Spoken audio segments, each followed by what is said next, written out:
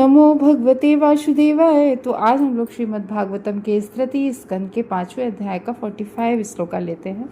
कल हम लोगों ने जाना था कि देवता लोग भगवान की स्तुतियां कर रहे हैं और बता रहे हैं कि जो लोग अपने रिश्तों में, बंधु बांधवों में और जिनकी मति रहती है मटीरियलिस्टिक चीज़ों में, ये मैं मेरा इसमें और इन्हीं विचारों में जो फंसे रहते हैं, तो ऐसे लोग जो है वो भगवान की चरणों की शरण ग्रहण नहीं कर पाते हैं। आज बता रहे हैं तात बहिरास्त्रभिर्भीतिरिच्छिर्भरे पराहंतातर मनुष्य परेशः अथो न पश्यन्त गुरुगाय नूनम एते पदन्यास विलास लक्ष्य। तो कह रहे हैं हे महान परमेश्वर, क्योंकि यहाँ पे जो तान है वो भगवान के तान, उनके चरण कमल, भगवान के चरण कमल। तो कौन? वे अपराधी व्यक्ति जो अपराधी, देखो जैसे कुछ लोग कैसे होते हैं, दो तरह के व्यक्ति होते हैं, कुछ पापी होते हैं, कुछ अपराधी होते हैं। तो जैसे हम लोगों ने जाना था कि आपके जो मृगारी था, मृगारी क्या था? मृगारी पापी था, अपराधी नहीं था। उसने मतलब किसी वैष्णव का अपराध नहीं किया था, क्योंकि उसे कैसे, अब इसको समझ भी लो। जैसे वहाँ से नारद जी निकले और मृगारी क्या कर रहा था कि आधे मरे हुए पशु पक्षियों को आधा मार के छोड़ देता था, काट कूट के आधा। तो नारद जी वहाँ से निकले। नारद जी का तो बेहद अलग तरीका है, नारद जी अलग तरीके से समझाते हैं लोगों को। तो नारद जी ने कहा कि मृगारी से कि तुम आधा क्यों गर्दन आधी काट दी, तड़प रहा है पक्षी, तो कि तुम आधा काट के क्यों छोड़ देते हो? इससे अच्छा तो है तुम पूरा मार दिया करो। तो बोलते नहीं, हमारे पिताजी ने हमें यही बताया कि अधमरा करके छोड़ दो, फिर कि बहुत मज़ा आता है जब कोई तड़पता है। तो नारद जी ने कहा ठीक है, जब तुम यहाँ से मर के जाओगे फिर यही सभी पशु पक्षी सब मिल के तुम्हें काटेंगे, फिर तुम्हें तड़पता हुआ देखेंगे। तो मृगारी ने सोचा, चिंतन किया कि वास्तव में अगर कहीं ऐसा हुआ तो मृगारी जो है उसने फिर अपना घर परिवार तो छोड़ो, वो अपना गांव छोड़ के जंगल में जाके भगवान का नाम जप करने लगा। जैसा कि नारद ने कहा कि तो कैसे हम नरक में नहीं जाएंगे, तो क्या उपाय है जो हम नरक में न जाएं? तो भगवान तो फिर बताया नारद जी ने। तो मतलब पाप तो कर रहा था पक्षियों को, लेकिन अब मतलब किसी साधु संत ने कहा तो वो अपराध नहीं किया, मतलब उसने उनकी बात मान ली, तो वो पूजा करने लगा, पाठ। तो फिर उसके बाद में पूरे गांव में जो उसे पापी समझता था, गलत कह रहा था, तो वो पूरा गांव फिर उसे दान पुण्य करने के लिए, क्योंकि उसने फिर एक झोपड़ी जंगल में बना ली और बस वहीं राम नाम का जप करने लगा। तो ऐसे ये होता है। तो वो कह रहे हैं कि अपराधी व्यक्ति जिनकी अंतर्दृष्टि बाह्य भौतिकवादी कार्यकलापों से अत्यधिक प्रभावित हो चुकी होती है। तो अंतर्दृष्टि जो देखने का अंदर का वो भाव होता है, वो कैसा होता है? जैसे बाहरी भौतिकवादी कार्यकलापों से प्रभावित जा सके। जैसे कि चाहे तो भौतिकवादी चीज़ों से प्रभावित हो जाओ तो भोग में लगे रहो, हमें मूवी देखने जाना है, हमें क्लब पार्टी ये सब करना है, और चाहे तो कह दो हम अपने घर इस भौतिक जगत के कार्यों को निपटा के फिर हम भगवान का नाम जप करेंगे, भगवान के लिए, क्योंकि हमारे जीवन का परम लक्ष्य तो यही है, और जो इंसान जान नहीं पाता है। तो कह रहे हैं कि जो बाह्य दृष्टि से, मतलब देखो हम लोग बहुत भूल जाते हैं। क्या भूल जाते हैं? कि हमें भगवान ने आँखें दी हैं तो चलो सिनेमा देखें, जो हो रहा है इस जगत में ये सब देखें, और हमारी जिह्वा दी है भगवान ने, हम अपनी इंद्रियों को मीन्स भौतिकवादी चीज़ों में, ये कहते नहीं कि अरे ज़िंदगी मिली है खूब भोग लो, इंद्रिय तृप्ति कर लो। तो ये बता रहे हैं कि इसमें जो बाह्य कार्यकलापों से, भौतिकवादी चीज़ों से बहुत प्रभावित हो चुके होते हैं, वे लोग भी भगवान के चरण कमलों के दर्शन नहीं कर पाते। यहाँ ये बता रहे हैं कि इस श्लोक में कि कौन कौन लोग भगवान की शरण ग्रहण नहीं कर सकते। वाल्मीकि ने क्या कम गलतियाँ की थी?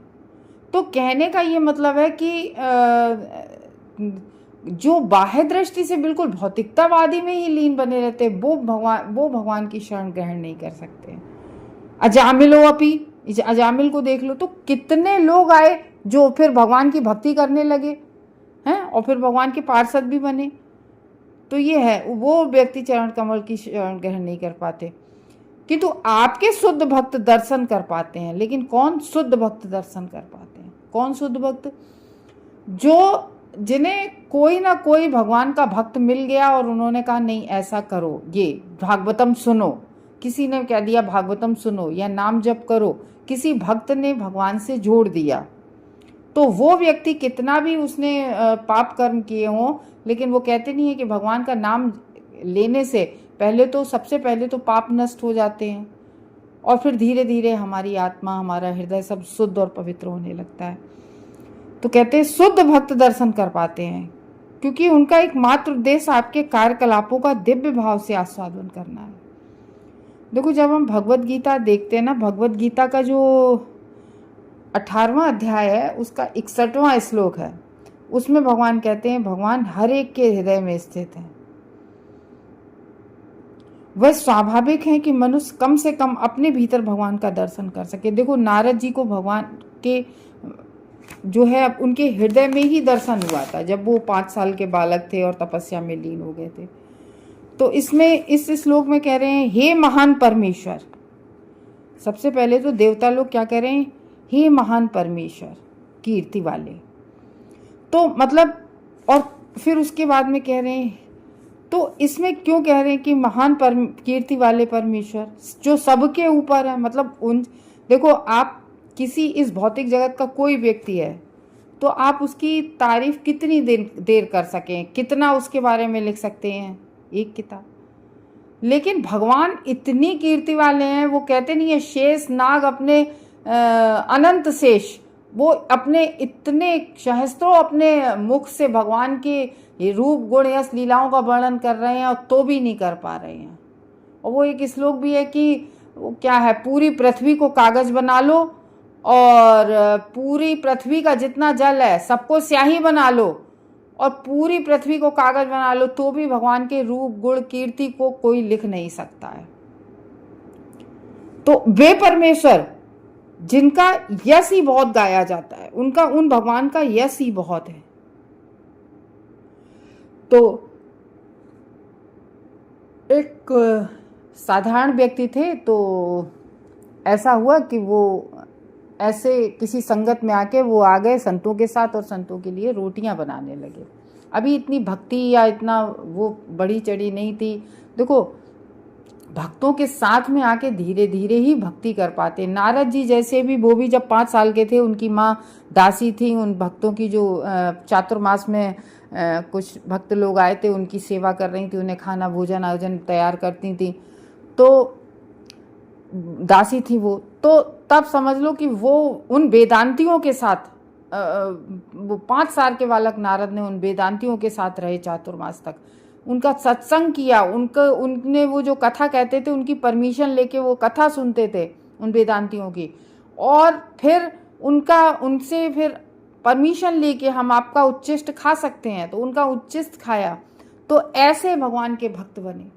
तो मतलब वही है ना कि कोई भी, या तो बहुत कुछ पूर्व जन्म की अतिशय भक्ति कृपा हो, भगवान की भक्ति हो पिछले जन्म की, तो व्यक्ति अपने आप भक्ति करने लगता है। अदरवाइज कोई ना कोई भक्त जब जोड़ता है भगवान से, तब व्यक्ति भक्ति से जुड़ पाता है।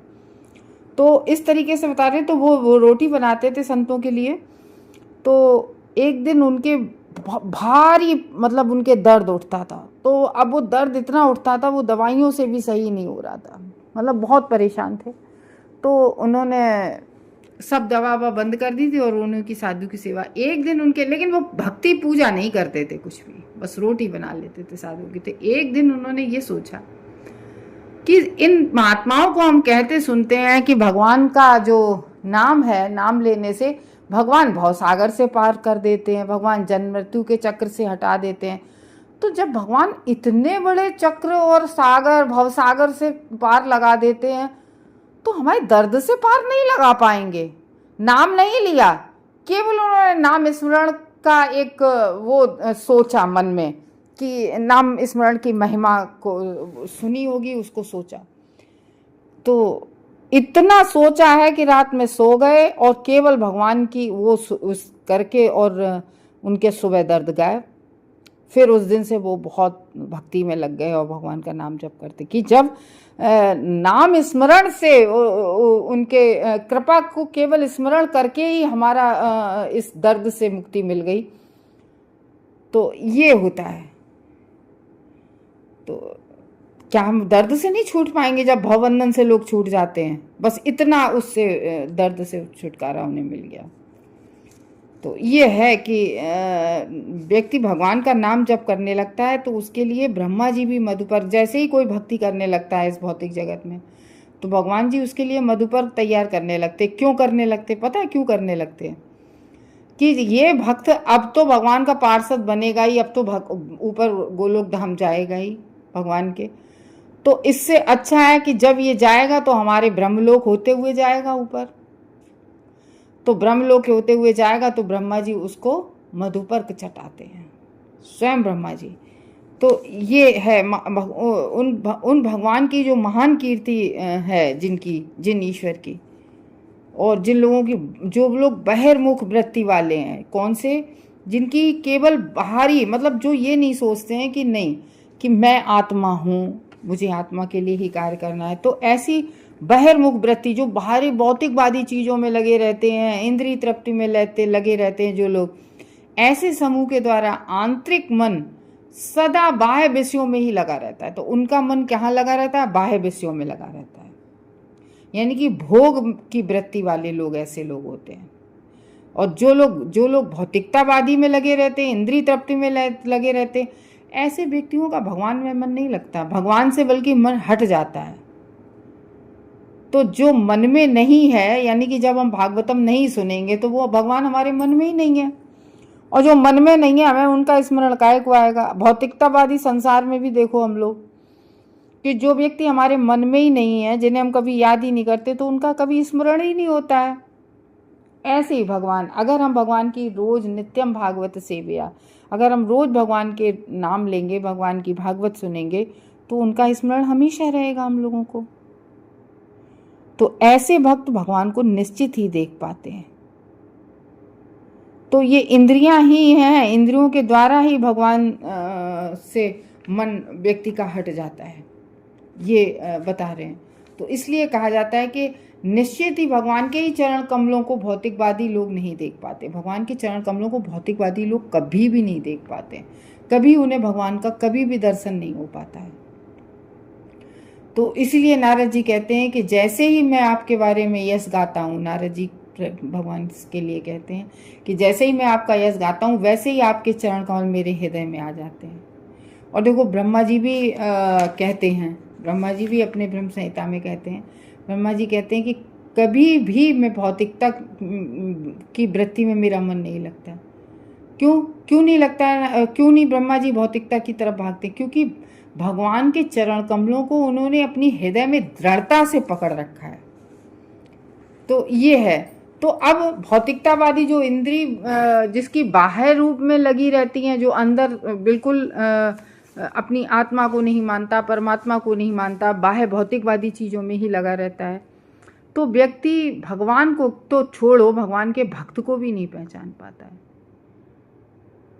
और ऐसे समझ लो कि उसी घर में विदुर जी रहते थे, तो उनको कृष्ण भगवान भी विदुर को कितना मानते थे। सूखे साग विदुर घर खाए, दुर्योधन ने भगवान को कहा कि आप हमारे घर खाइए, स्टील के सोने के बर्तनों में 56 भोग खाइए, तो लेकिन भगवान ने उसको नहीं स्वीकारा। और भगवान ने विदुर के घर जाके खाया कि नहीं, हम विदुर चाचा के घर खाएंगे जाके। वही युधिष्ठिर थे जो विदुर को जान गए, क्योंकि जब 36 साल तक विदुर जी तीर्थ यात्रा पर रहे थे, तो जब लौट कर आए घर तो युधिष्ठिर जी बोले, आप तो विदुर महाराज से कह रहे कि आप तो तीर्था करके कोई श्लोक बोला था उन्होंने, युधिष्ठिर जी ने। तो वो विदुर से कहते हैं, आपके तो चरण तीर्थों को भी तीर्थ बनाने वाले हैं। क्योंकि हम सब जानते हैं विदुर जी वही यमराज थे, महाभागवत। तो विदुर जी तो बहुत बड़े भगवत भक्त थे, और जब वो तीर्थों में घूम रहे थे तो आगे आगे उन्हें भगवान का दर्शन हो रहा था, आगे आगे भगवान चल रहे थे। तो वही विदुर को वो कह रहे हैं कि आप तीर्थ में गए थे, आप तो तीर्थों को भी तीर्थ बनाने वाले हैं। तो क्योंकि आपके हृदय में भगवान को आप धारण करने वाले हैं, आपके हृदय में हमेशा भगवान धारण रहते हैं। और उसी विदुर को दुर्योधन नहीं पहचान पाया, कह रहा अच्छा ऐसा बोला। जब विदुर ने अपनी सलाह दी कि नहीं ऐसा नहीं करो और उनको उनका दे दो, मतलब नीत की बात बताई, तो कहने लगा कि इसे निकालो, विदुर को घर से निकलवा दिया, इसे निकालो और इसको इतना धक्के मार के निकालो कि ये गांव के बाहर निकाल के आओ। मतलब इस तरीके से उनका तिरस्कार अपमान किया। तो विदुर जी स्वयं चले गए थे घर छोड़कर। तो कहने का यही मतलब है कि भगवान को तो छोड़ो, भगवान के भक्त को भी नहीं ऐसे व्यक्ति पहचान पाते। तो भगवान हर एक के हृदय में स्थित है, हम सबके हृदय में भगवान स्थित है। और ये स्वाभाविक है कि देखो हम सब के, तभी तो कहते नहीं है कि हम जीव भगवान का ही अंश हैं। तो मतलब एक अंश रूप में क्वालिटीज वही है भगवान की, क्वांटिटी का अंतर है। जैसे भगवान के प्रति हम आकर्षित होते हैं लेकिन साक्षात भगवान की तरफ नहीं। जैसे भगवान सर्वाकर्षण है, सब भगवान बहुत सुंदर हैं, तो हम लोग इस भौतिक जगत में रूप के प्रति आकृष्ट होते हैं भगवान के क्षण ऐश्वर्यों की तरफ ही लोग आकर्षित होते हैं। कोई पूर्ण बल, कोई बल की तरफ अट्रैक्ट होता है, कोई पूर्ण यश, कोई व्यक्ति यश पूर्ण है, तो वो क्योंकि जो प्रकृति के गुण है हम लोगों के अंदर, सब लोग, हर व्यक्ति, हर जीव किसी ना किसी गुण से प्रेरित है, कोई सतोगुण से, कोई रजोगुण से, तो कोई तमोगुण से। तो इस तरीके से जब हर व्यक्ति किसी ना किसी गुण से प्रेरित है तो इस तरीके से अलग अलग तरीके से आकृष्ट होता है। किंतु जिन लोगों की अंतर्दृष्टि बाह्य कार्यकलापों में ढकी रहती है, आच्छादित हो चुकी होती है, उनके लिए ये संभव नहीं है कि वो भगवान के चरण कमल ग्रहण करें, भगवान की भक्ति करें, भगवान का नाम जप करें। शुद्ध आत्मा जिनका लक्षण चेतना है, उनका अनुभव एक सामान्य व्यक्ति द्वारा भी आसानी से किया जा सकता है। तो अगर सामान्य व्यक्ति भी है और उसकी चेतना में, अनुभव में भगवान है, क्योंकि चेतना सारे शरीर में फैली हुई है, चेतना हम लोगों की सारे शरीर में, जैसा कि श्रीमद् भगवद गीता में भी कहा गया है कि योग पद्धति मानसिक कार्यकलापों को भीतर में ही केंद्रित करती है। यानी कि जैसे कुछ लोग होते हैं ना जो सिद्धियों में लग जाते हैं, यानी कि अष्टांग योग वगैरह सिद्धियों में लग जाते हैं और फिर सिद्धियों में ही अटक के रह जाते हैं, और इस तरह से अपने भीतर ही भगवान के चरण कमलों का भक्त ही दर्शन केवल कर पाता है, जो केवल भगवान की भक्ति करता है। लेकिन कुछ लोग ऐसे योगी भी होते हैं कि मतलब वो सिद्धियों में तो लगे रहते हैं लेकिन भगवान से उनका कोई लेना देना संबंध नहीं होता है, सिद्धि यानी कि अष्टांग योग वगैरह में लगे रहते हैं और जैसे निर्विशेषवादी होते हैं ऐसे। तो ये है, अभी तो वे केवल चेतना से ही मतलब रखते हैं। जैसे कुछ लोग नहीं कहते अहम ब्रह्मास्मि, तुम्हारे अंदर ही भगवान है। अरे भैया तुम ही भगवान हो जाओ, तो जिसे वे अंतिम साक्षात्कार मान लेते हैं। तो चेतना का जो ऐसा साक्षात्कार है भगवद गीता द्वारा चुटकी बजाते सिखाया जा सकता है, जबकि तथाकथित योगियों को श्री भगवान के चरण कमलों पर अपने अपराध के कारण इसे पाने में बरसों लग जाते हैं। तो सबसे बड़ा अपराध तो जो है वो व्यष्टि आत्माओं से श्री भगवान के पृथक अस्तित्व को नकारता है। जो व्यक्ति भगवानी के अस्तित्व को नकार देता है, जैसे निर्विशेषवादी, वो बिल्कुल ये कह देते हैं अरे भगवान का तो कोई स्वरूप नहीं होता है, वो तो ब्रह्म ज्योति में ही कोई अपना सब कुछ मान लेते हैं। तो जो ऐसे जो सबसे बड़ा अपराध है, जो व्यष्टि आत्माओं से श्री भगवान के पृथक अस्तित्व को नकार देता है। भगवान तथा व्यष्टि आत्मा को एक तथा अभिन्न मानना है। जो निर्विशेषवादी प्रतिबिंब है, यानी कि वो ब्रह्म ज्योत को अपना प्रतिबिंब मानते हैं और वो सिद्धांत की तरह व्याख्या करते रहते हैं, तो ये त्रुटिवश भी व्यष्टि चेतना को परम चेतना ही मान लेते हैं, वो उसी को, ब्रह्म ज्योति को ही सब कुछ मान लेते हैं। तो इस तरीके से बता रहे हैं कि निष्ठावान सामान्य जो लोग होते हैं वो बिना किसी कठिनाई के स्पष्ट रूप से भगवान को समझ सकते हैं। जब जल में आकाश का प्रतिबिंब पड़ता है, जल देखा है नीचे किसी नदी में, देखिए आप, तो ऊपर का आकाश दिखाई देता है स्वच्छ पानी में। जब ठहरा हुआ पानी हो, स्वच्छ हो, तब जल के भीतर आकाश तथा तारे, रात में देखो आकाश और तारे भी दिखते हैं, किंतु आकाश तथा तारों को समान स्तर पर नहीं माना जाता है। क्यों नहीं माना जाता है? कि देखो बिल्कुल आकाश और तारे ऐसे हैं जैसे आकाश में तारे जो टिमटिमाते हैं, वो जैसे हम सब जीवात्मा क्या हैं? तारे हैं, और आकाश कौन है? भगवान है हमारे।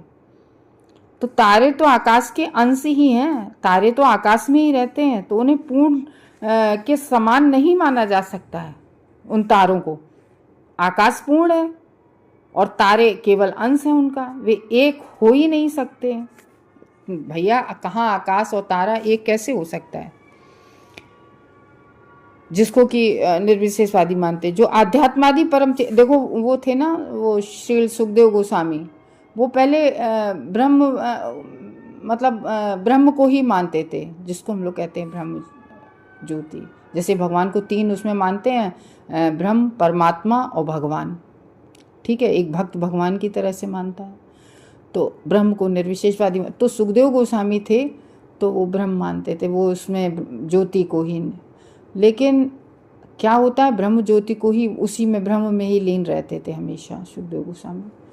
लेकिन जैसे ही उनके पिता ने दो व्यक्तियों को भेजा जंगल में, जहाँ क्योंकि सुखदेव गोस्वामी जैसे ही माँ के गर्भ से निकले सीधे जंगल की तरफ दौड़ पड़े, जंगल में चले गए। अब उन्होंने कहा ये भागवत तो हमने लिख ली है, हम ज्ञान किसको दें, और इसके लायक केवल श्री सुखदेव गोस्वामी थे, बिल्कुल निष्कपट निष्पाप थे। तो अब सुखदेव गोस्वामी कैसे आए? तब उन्होंने दो श्लोक लिखे थे, दो श्लोक उन्होंने कहा कि तुम बस जंगल में जाके और इन दो श्लोकों को बोल देना। उन्होंने वो क्या कहते हैं कहा, तो उन्होंने एक तो वो बोला था पूतना वाला कि हम कुछ ऐसे कि मतलब पूतना जहर लेके आई थी और उस जहर को भी कृष्ण भगवान को अपने दूध में लगा के आई थी और दूध पिलाने आई उस जहर को, लेकिन कृष्ण भगवान ने उसको भी माता के स्वरूप माना और वही मुक्ति दी जो एक माँ को वो देते हैं। तो इस तरीके से उन्होंने दो बोले थे श्लोक। तो सुखदेव गोस्वामी उन्हीं श्लोकों के बल पे कि तुम कहाँ से सुने, तब फिर वो ऐसे ही खिंचे चले आए। फिर उन्होंने पूरी भागवतम सुनी अपने पिता से, श्रील व्यासदेव से।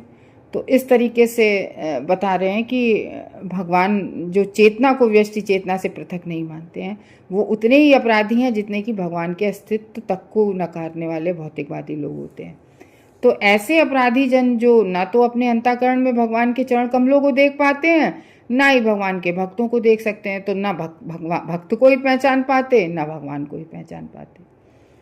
तो ऐसे लोगों की जो ईश चेतना से आलोकित करने हेतु सभी स्थानों में घूमते रहते हैं कुछ जो साधु महात्मा होते हैं, किंतु अपराधी जन जैसे हमारे नारद जी घूमते रहते, प्रीचिंग करते रहते, किंतु अपराधी जन भगवत भक्तों का स्वागत करने का अवसर खो बैठते हैं, क्योंकि वो भक्तों को पहचान ही नहीं पाते हैं। तो अपराध रहित सामान्य जन भक्तों की उपस्थिति तुरंत ही प्रभावित हो जाते हैं। एक जो नारद और उनकी मृगारी की वो शिकारी था, उसकी हम लोगों ने कथा सुनी है। बड़ा पापी था, जानबूझकर अपराध नहीं किया करता था। श्री नारद मुनि की उपस्थिति से तत्काल प्रभावित हो गया था और अपना घर बार छोड़कर भक्ति मार्ग को स्वीकार कर लिया था। और इसी तरीके से आप देखिए कुबेर के जो पुत्र थे नलकूबर और मणिग्रीव, उसने भी अपराध किया था कि वहाँ से औरतों के साथ वहाँ पानी में खेल रहा था बड़े अश्लील तरीके से। तो नारद जी को ही उसने कहा कि अरे तुम अगर योगी हो और तुम यहाँ से फिर क्यों निकले। तो नारद जी ने उन्हें फिर श्राप दिया था कि तुम 3600 वर्ष तक तुम ऐसे ही अशोक के पेड़ बनकर रहो, तुम नग्न अवस्था में रहना अच्छा लगता है। तो वृक्ष बनने का दंड भोगना पड़ा था उन्हें। लेकिन नारद भक्त थे, भक्त की कृपा हुई तो भगवान का दर्शन हुआ। फिर नारद का ही ये श्राप था और नारद ने एक तरह से उनके साथ भला भी किया था कि तब वो नंद महाराज के आंगन में जाके वृक्ष बने जाके, तब फिर भगवान ने उनका उद्धार किया था। तो सभी लोग इस कथा को जानते हैं। तो इस तरीके से कह रहे हैं कि भगवान के चरण कमलों का दर्शन भगवत भक्तों को देर सवेर हो ही जाता है, किंतु अपने अपराधों को अपनी नितांत भौतिकता के कारण से भगवत भक्तों तक का दर्शन नहीं कर पाते। बाह्य कार्यकलापों में व्यस्त रहते हैं और अंतर्दृष्टि का बिल्कुल अपनी जो वो कहते नहीं है तुम्हारी अंतर्दृष्टि बिल्कुल समाप्त हो चुकी है। तो ऐसे लोग भौतिकतावादी में लगे रहते हैं और अपनी अंतर्दृष्टि का बिल्कुल हनन कर डालते हैं। फिर भी भक्त उन मूर्खों के अपराधों पर ध्यान नहीं देते हैं और अनेक स्थूल तथा सूक्ष्म शारीरिक प्रयास में लगे रहते हैं कि इनका किसी तरीके से कल्याण हो। तो भगवान के भक्त ऐसे ही दयालु कृपालु होते हैं, समस्त अपराधियों को बिना हिचक के भक्ति का आशीर्वाद देते रहते हैं। क्यों? क्योंकि भक्तों का यही स्वभाव होता है। हरे कृष्ण।